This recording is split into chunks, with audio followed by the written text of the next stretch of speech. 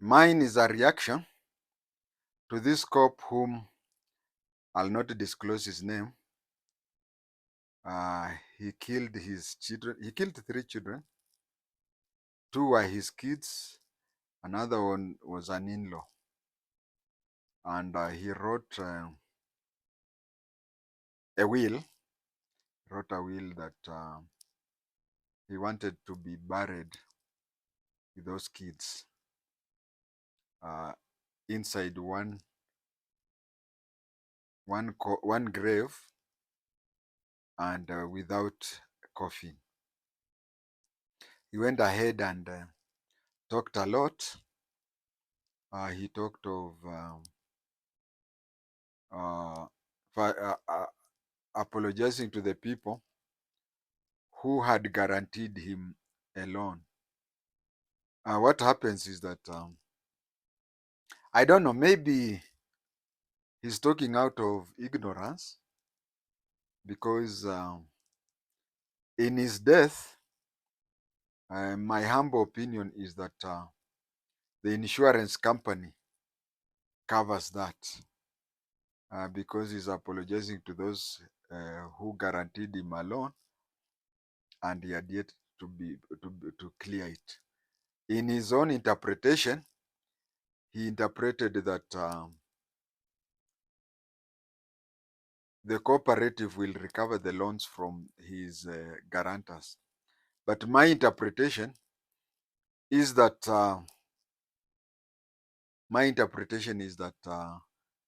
since he has died and these guarantors are not to blame, because if guarantors are supposed to go and look for him, a failure to find him, they are supposed to pay for the loan. If he was sacked or anything, then the guarantors would suffer. But since he has died, I think the cooperative has an insurance to cover that. He also had a message to his estranged wife where he said he has handed her over to the third party where which was causing him tension. Uh, he he also talked of his boss.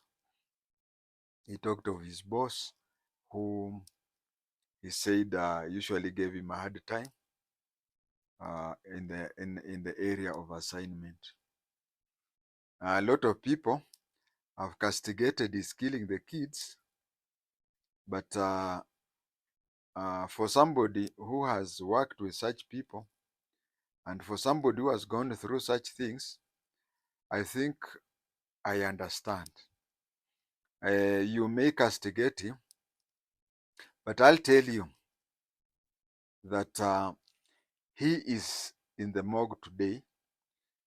But if conditions would have been maybe slightly different, today my grave would be long forgotten.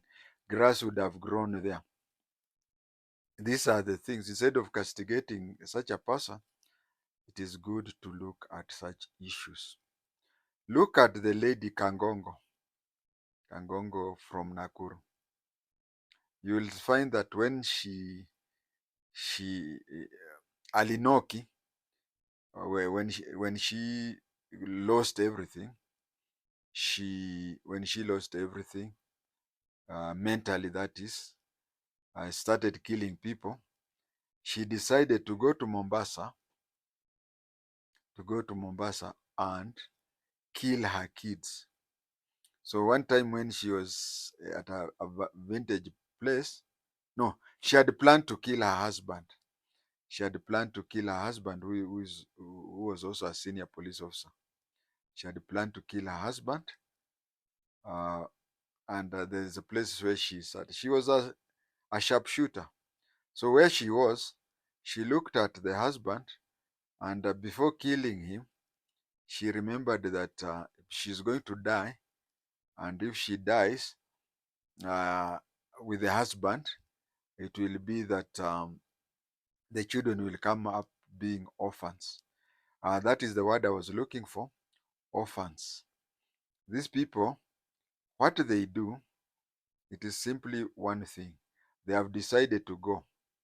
When they have decided to go, the thing that happens to them is that they detest the idea of their children being brought up as orphans. You don't know how painful it is for somebody who has a family. He loses a job or his business collapses and his kids move from flats to mud walled houses like Kibera. Uh, a person's a person's heart is with his or her children. When a person decides to go, uh, those are the people he or she thinks, and that is why you find uh, as much as we condemn such actions, but also let us be the detectives who find out why they do it. You know, the idea that I must go, but I don't want my children to suffer. The act of saying that he should be buried in the same grave with his kids, and the insistence that there will be no grave, there will be no coffin, is simply that in death he wants to be close to them. And he had decided that his lady, because she was mangering out, he felt that he had even written and said he has given her freedom to get married to the third person. If you look at what he has written, he has even said that he would have wanted to go and get the other man, but you see the action of going together. You know, he would have wanted to kill that man. He would have wanted to kill the lady who is causing these problems. He would have wanted to kill himself. He would have wanted to kill the children.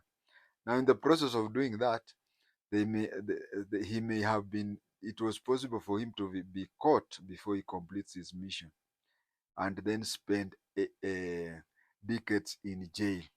So he decided not to.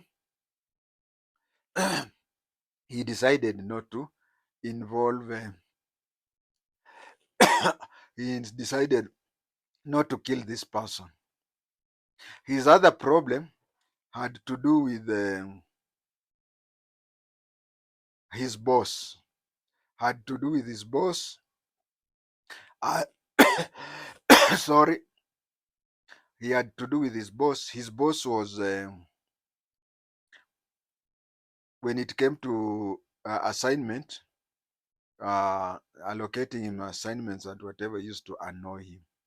And most probably, the boss had even said that he'd sack him. From outside, okay, the boss was an inspector like what I was, but then that thing also runs across the ranks. We have gone through cases where a boss hates you and even goes to that extent. Uh, a few years ago, is it 2 years ago, I was talking to one of my former bosses and on phone, and we were talking so well that you could not you could not associate him with a person who hated me. Hatred in the police force does not really mean that the police boss hates you or whatever. There are other things which are passed on. For example, you are transferred from point A to point B. A boss just takes a phone and says, umeletewa huyo, huyo sijui nini. So you arrive there, the boss you are going to get already hates you. The boss I talked about a few minutes ago had his promotional graph was slow, such that he came into the ranks of inspectorate at the tail end of his career. But what happened was that uh, he was punished by other bosses. So when he became my boss, and he was told that my father was notorious for harassing his juniors, he transferred that. So this relationship across the ranks within the police should be looked into.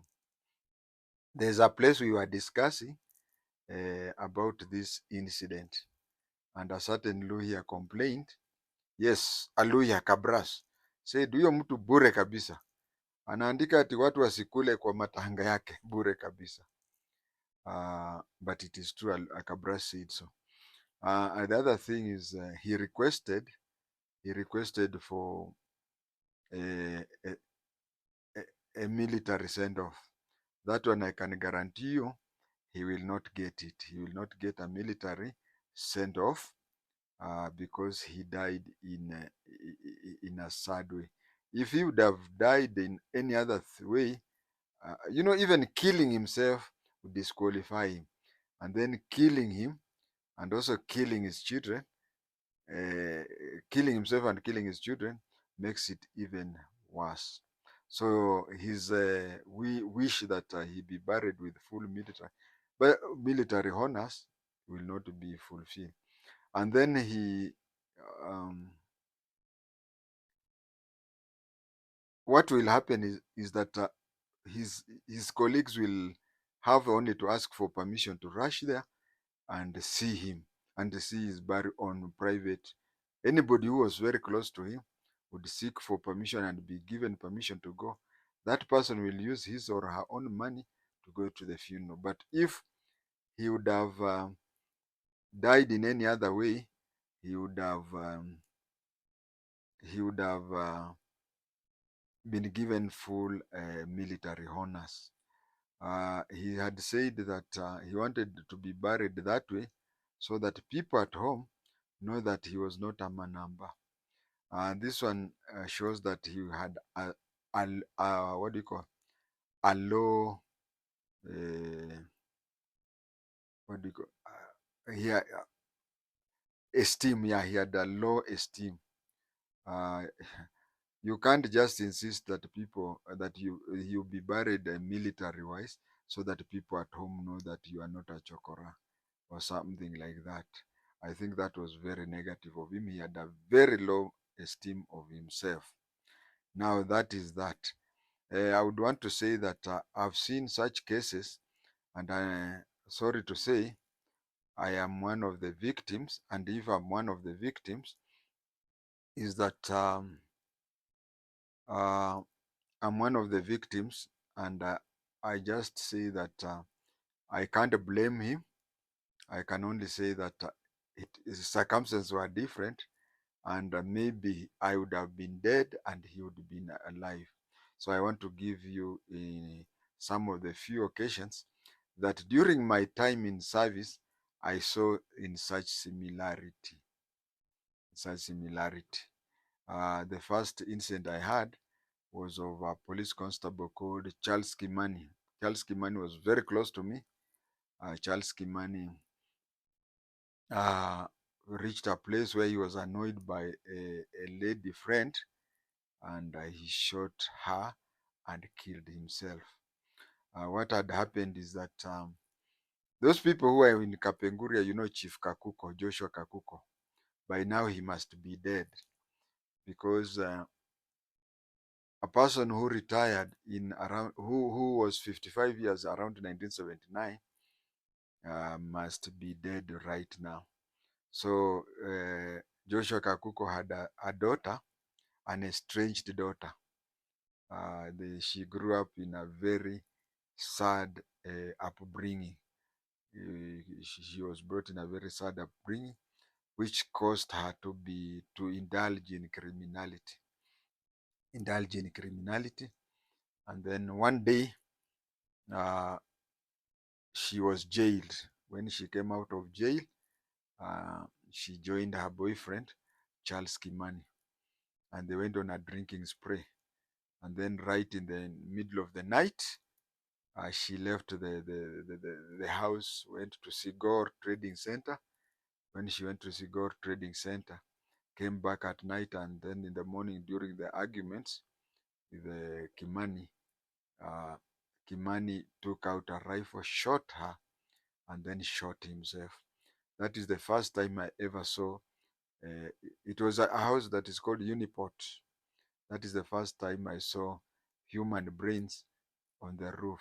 It's just like Kimbo. Just there in Sigor, there was also another incident where two police officers were staying together in the same house. But whenever they want to take alcohol, they used to find that they used to drink alcohol, the three of them, one police officer and another, and the other police officer and the woman. But one time, uh, it came to be it came to be this person with his I don't think I can call her his wife, but I can call her his concubine.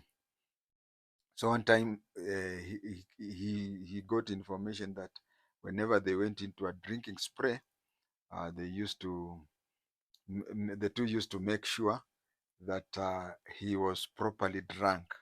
But one time he was told, and when he was told of what was happening, at that time he pretended to be drinking, but he was very careful not to be drunk. So when he pretended to be drunk, uh, he woke up at night and discovered whatever he had been hearing was true. So he picked up a rifle, a G3 rifle, and the other fellow picked a G3 rifle. There was a shooting incident, and lucky enough, nobody was hurt nor even injured. Nobody was injured nor killed. Those two incidents happened in Sigor. There was another case in Sigor where a police officer who was known, an inspector of police, was very famous for being drunk. This inspector of police would drink how many? I would say, is it 14 to 15 hours a day? He would drink alcohol 14 to 15 hours a day. One time when he was taking alcohol at the police gazebo, uh, just one day he decided not to drink. He decided not to drink. He decided to just stay with others the whole day. And you see, if you're used to taking alcohol and it reaches a time you don't drink, you see hours move very slowly. So he saw hours were moving very slowly. And at 3 p.m., at a time when he's supposed to be halfway drinking beer, he went to his house, found a constable of his by the name Stephen Koskei in his sitting room without a shirt on. And you know, this time is hot. And what happened was that his son, who was 2 years old, was holding a packet of those things that men buy in supermarkets while looking not to be seen, where they whisper, "How much is this?" He had a carton of that. This inspector locked the house from outside, went to the nearby Dio's place. He was looking for a rifle. He was looking for a rifle from the AP who guards the Dio. When he went there, the Dio is famous. The Dio, and he was Uhuru Kenyatta's State House Kangi. He was called Moffat. The Dio was called Moffat Moreithi Kangi. So he went to Moffat Moreithi Kangi. Moffat Moreithi Kangi was working in State House up to the time when Uhuru Muigai Kenyatta left. They left together. So he went to Dio's place to get the rifle that belonged to the AP who guards the Dio. But he found the AP was not there. And in the hula, he supposed he would have found the AP. I also am aware of another inspector, not another inspector, but another incident in Mandera where somebody was the deputy, uh, somebody in, but an inspector of police, a member of the inspectorate in Mandera. Mandera rules in especially Ethiopia is that the Ethiopians um cannot should be back into Ethiopia by 6, and non-Ethiopians who are in Ethiopia should leave by 6. So we had some yellows, and a boss once told by his deputy that I have a yellow from Ethiopia.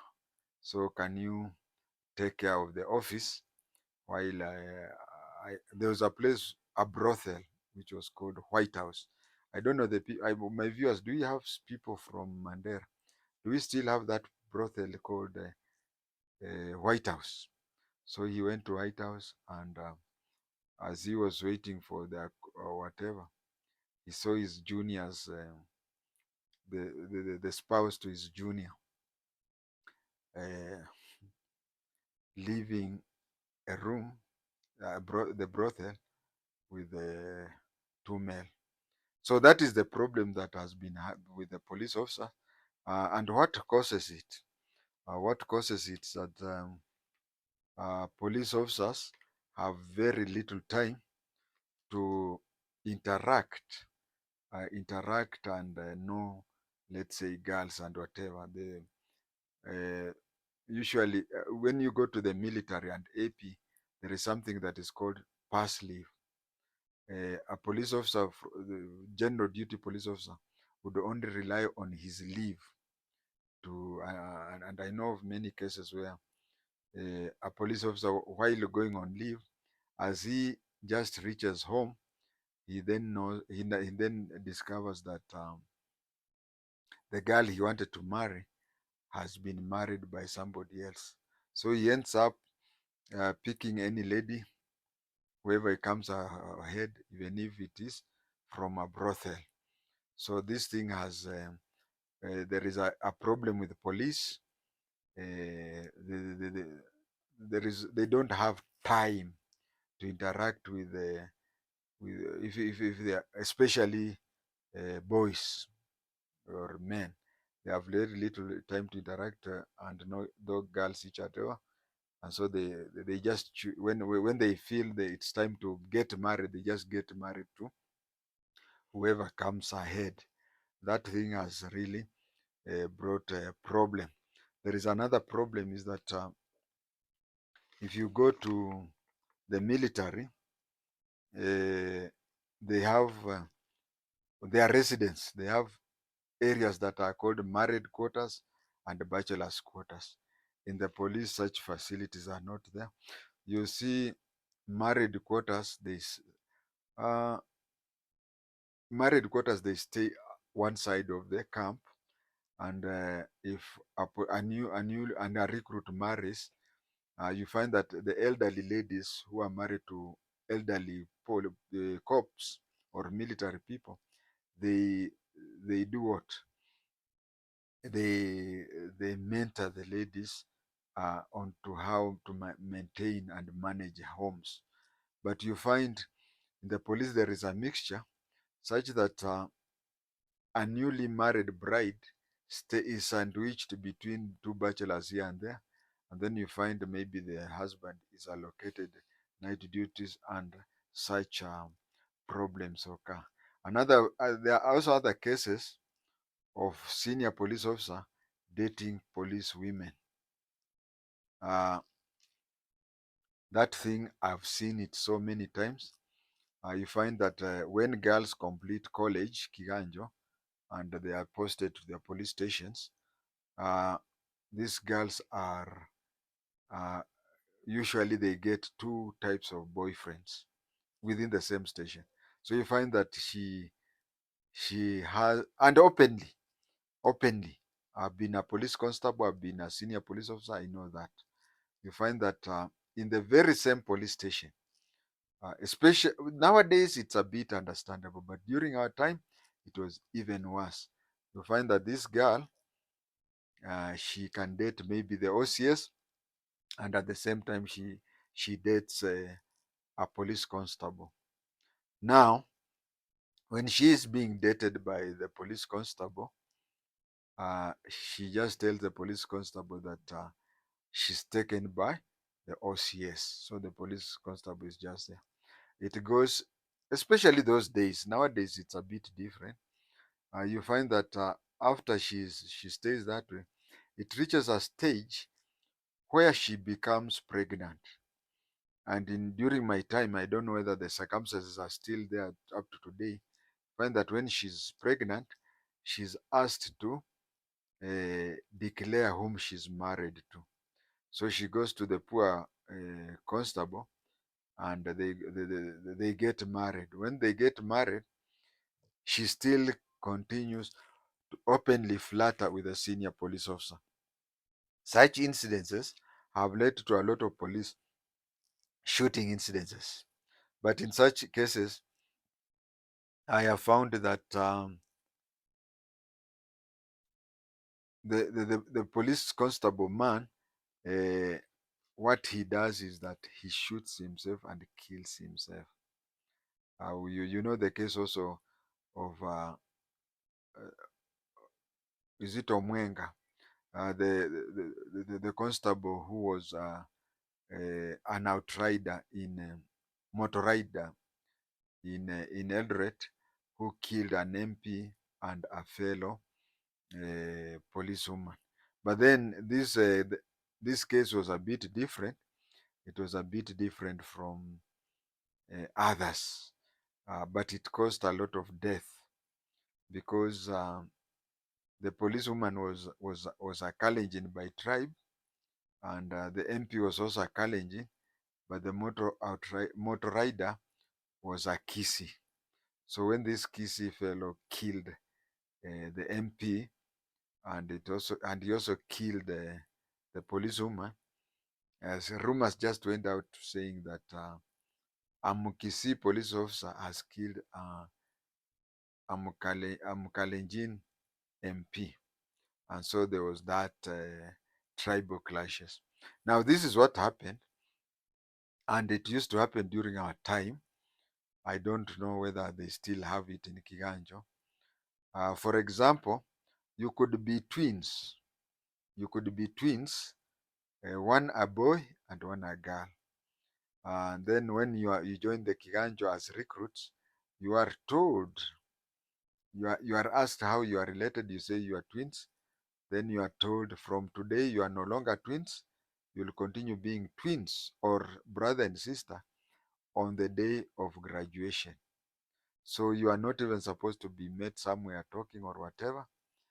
That one. Oh, of course, there is a leeway, because you find if a girl and a boy are even sibling, leave alone twins, they look alike and they share the last name. So you find that in such a way it is, but that is how the rules are saying that if you have a relative, or if you have a relative, or you have yeah, a relative or a friend whom you have known before, the relationship dies on the day that you join the police force and you resuscitate it. Then a lot of people, when we were recruits, took a lot of risks. Those who are recruits, policemen who are back for courses, be it traffic, be it promotion, be it what. Because during my time, if you are a man, it doesn't matter whether you are a recruit, it doesn't matter whether you are a courseman, it doesn't matter whether you are a member of staff. If you are found with a recruit girl, seducing a recruit girl, you and the girl are sacked on the spot. So this motor rider, when he and the lady were in Kiganjo as recruits, somehow took that risk and were dating behind the curtains. It so happened. So when it so happened that they were dating, uh, even under those serious circumstances. I think you understand that people who date under serious circumstances, usually it is very risky. It's just like people who are dating and they are closely related. There is a lot of emotional weight there. So what they did after completing college, each was posted everywhere, elsewhere. The man, both of them went and married and had families. When they married, they got families, and then somehow the lady's husband died. Nobody knows, nobody talks of how the lady's husband died. But you see, when you don't know something, that is when you invite rumors and innuendos. So rumors started spreading that the husband had died of HIV/AIDS. You know, those days ARVs were not there, so something like that. It is possible that the husband died a natural death, something like that. But people just say. So when they found themselves in the same station, they also started dating. And I can tell you, police quarters, that one is the headquarters of rumors and whatever. I have seen during my time in the police that a married cop, the wife can go, he can take his wife to royal home, and when she comes back later, she'll be given a, a whole story of how things used to happen. She would know all the female friends of her husband, whatever, just within the police lines. So when this lady came, uh, the rumor mongers within the police quarters told her that your husband is now dating a lady whose husband died of HIV/AIDS. Now that thing happened that way. The lady, I think it's called Omwenga. Omwenga's wife confronted this other lady, said, uh, why do you want to kill us with the HIV/AIDS? That is when this lady now passed the information to the guy by trying to say that they should end up their illicit illicit affairs. But the rider was not ready to hear that. The rider was not ready to hear that, so he insisted. But then uh, an MP, a newly elected MP from her home area, met her.